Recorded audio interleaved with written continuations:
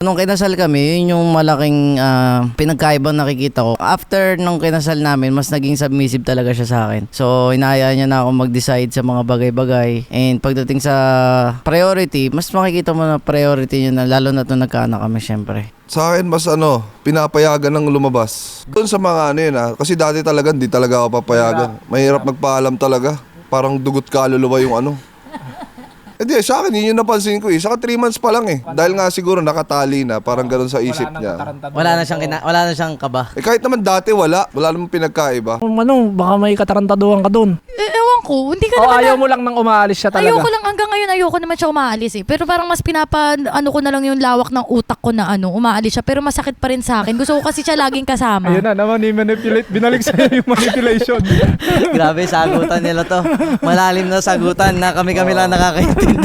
Minsan kasi may gusto ko na may gusto mong lumabas na tropa lang yung kasama. May ganun I mean, di naman ibig sabihin nun na parang gusto mo, feeling mo, wala kang asawa Hindi naman ganun siya May time na ganun Time din naman na With them boys lang. gusto mo, siya lang hindi yung kasama mo.